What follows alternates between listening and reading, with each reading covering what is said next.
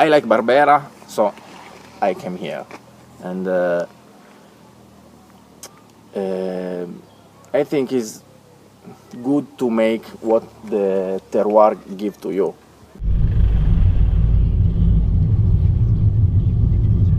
This is a small vineyard I rent from last year from my neighbor.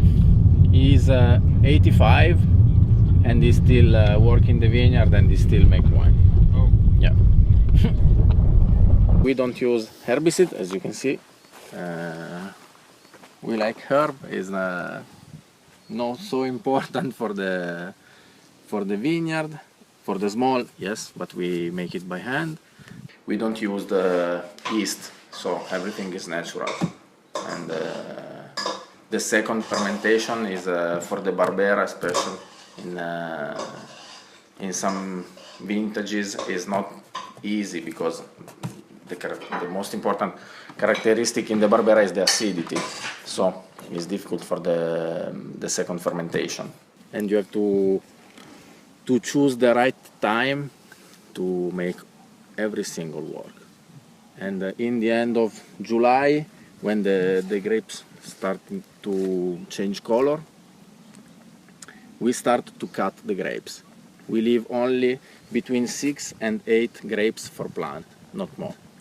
Not more. We work before we had sick or ill in the vineyard. We have to work before. So we have to make the treat before rain. So if the weather forecast is weather for 2 days, the day before we have to make it. You cannot wait and hope.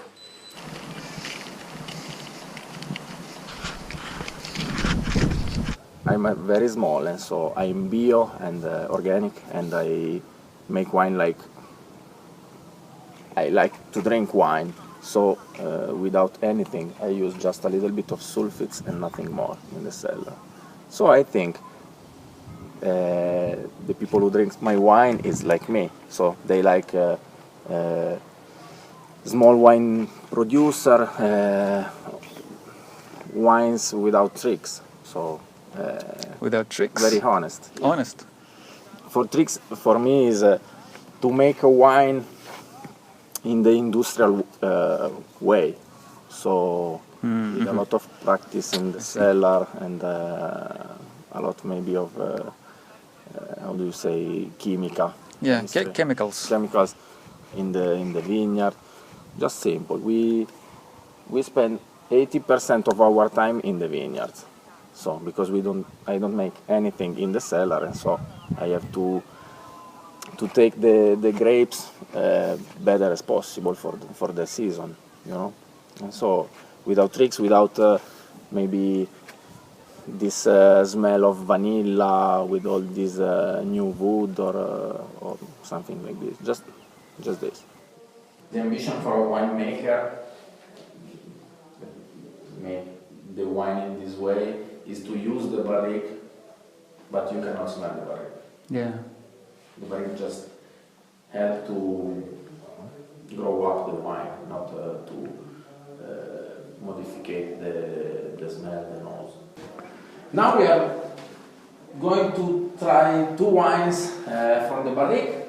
The first vintage of the Nebbiolo I made in 2005, and I decided to make it in the Barolo way. We cannot make Barolo here, we cannot call Barolo here, we are not in the area, but I want to make the same in the same way. So 2 years in wood.